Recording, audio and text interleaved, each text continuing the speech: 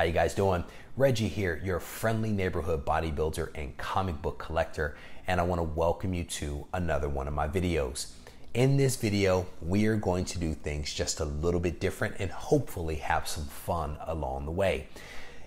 This Silver Age book just arrived today, and I want to show you this book, and then I want you to help me answer two questions. What grade would you give this book, and would you send it in to be graded? You guys know I'm a fan of CGC. Some of my first books that I purchased that were slab were CGC, and I did my research and kind of decided that I was going to stick with CGC. But I'm open to the other third-party grading services if you have a strong rationale for why I should send it one place versus my preferred place of CGC. So let's go ahead and take a look at this book, and then I'll give you the backstory behind it. So the book arrived today in a large envelope, kind of marked with, some labeling. Do not bend, fragile. What else does it say? Please handle with care, fragile. And a very polite thank you at the bottom there. Not the best way to actually send the book. But it was, the book was sent sandwiched between cardboard, right? Which is a good thing. Cardboard is relatively intact, and it had two rubber bands around it. So I've already taken a look at this book a little bit earlier today, but it appears to be in decent shape. But again, I want to get you all's opinion of it. The book is Silver Surfer number 3, the first appearance of Mephisto. So it's a pretty nice looking book. So we're going to break this thing out, and I want to show you this thing so that you guys can hopefully give me your recommendations or thoughts behind the grade. So let's start up at the top. You can see there's a little bit of some color breaking here in the black area. This corner over here is a little dinged up. This book is actually a square bound book. I think there's actually, there's a little rip right there. And some creasing, right? You can see that color breaking creasing down in the corner. You can see this whole cover hopefully pretty well. And the book is actually a square bound book.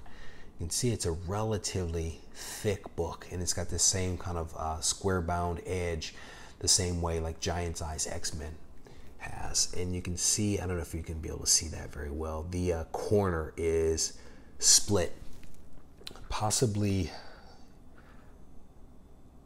about an inch or so of a split. You can see it there. The back cover, show you that. Relatively clean, I think. Back cover, a little something going on right there. It's not bad, I don't think. And then we'll crack it open so you guys can see the color of the pages. So you can see the inside here. You can see those very large staples. Thankfully, they don't seem to have broken through the paper there on the front cover. I've seen some Giant Size X-Men where the book becomes so compressed that the staples pop through the paper. But you can see page color there. I kind of flipped through the book earlier today. No loose pages, no writing, no tears. Yeah, that back, that bottom seam is about a solid inch. No writing anywhere in the book. It appears to be in pretty good shape. So again, the question that I'll ask you guys is what grade would you give it, and would you send it in? So the story behind this book is that I got it for a smoking deal, and I'm not a huge fan of putting prices out there and numbers out there, so I won't do that. But there was an auction that was happening for 2 lots. In one lot, it was this book, Silver Surfer number 3, and another, it was 2 books. And I'm not going to tell you which 2, and there's a reason for it. But there were these 2 lots, total of 3 books, and they didn't have photos. There were no photos on these particular books, unlike all of the other books that were in this auction. So I saw it, and it was maybe a couple of hours left until the deadline for the auction, and I decided to go ahead and bid on the books. Decided to go ahead and take a chance. I saw what the book was. I knew the number. I knew the significance of it, given its, the first appearance of Mephisto. So I kind of knew the story behind the book. So I went ahead and I placed a bid, and I walked away from the computer.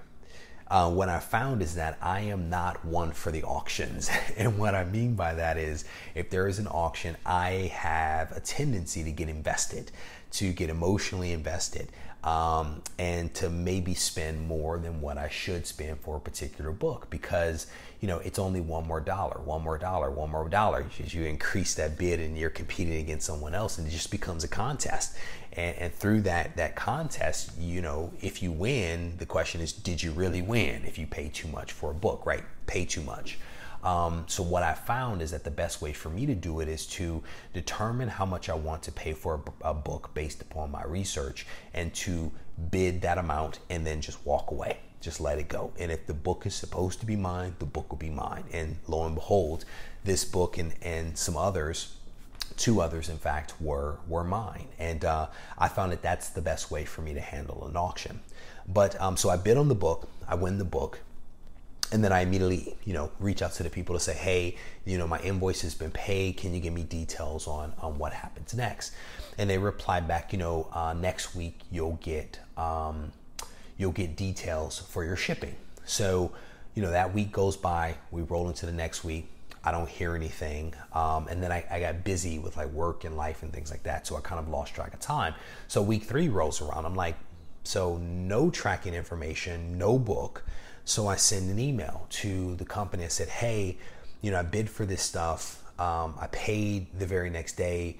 What's going on with my book or my lots? And they say, we use a third-party company. It normally takes 3 to 4 weeks for the books to be shipped out and to arrive. And I'm like, well, first, that's not cool, right? If I pay for something, you send it out. I don't get that rationale, but okay, that's your business model. Cool, no problem. I will never do business with you again. But they say, you'll get the book hopefully by the 4th week. And I'm like, well, that's good, because next week is the 4th week. So fingers crossed with that. And they say, well, if the book doesn't arrive, we'll give you a $50 credit for you to spend with us again. And I had to point out to the guy, I'm not interested in free. I'm not interested really in doing business with you. I'm interested in getting what I paid for, which is these 2 lots.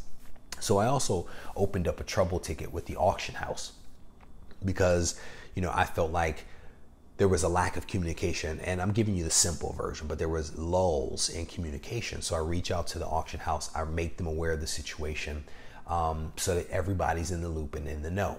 So long story short, the book arrives in the 4th week, which was basically today. Book arrives. I opened the package up, and there's only 1 book. I bought 2 lots containing 3 books, and I received 1. I look at the packing slip. It says 3 books. I look at the weight on the bag, because there's on the stamp there was a weight. It was only 10 ounces. And so if you've shipped books, you can't ship 3 books, packing material and all that kind of stuff, and have it weigh 10 ounces, right? So I did a sample weight, and I came out to roughly 16, 17 with 2 additional books, assuming, and I used modern books for the purpose of this exercise. So I emailed back the auction house and the person that ran the auction, and I point out to them that I did not receive my full lot, and kind of ask them for what the next steps are to ensure that I get what I've paid for. So more to come on this little story. And I don't want to tell you what the other 2 books were, because at least one of them is very cool. Like I bought the next lot because of 1 book in particular. But there were 2 books total in there. So more to come on this. And my hope is that I'll be able to do another video when that book finally arrives, and can wrap this story up.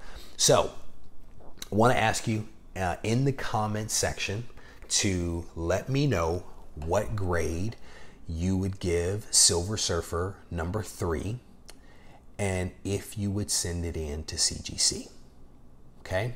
As always, I thank you guys for taking the time to watch my video. I thank you for playing along with me with this little game. And if you haven't subscribed, I highly encourage you to do so. I've been trying to make some really good content that's interesting, that's entertaining, and also informative.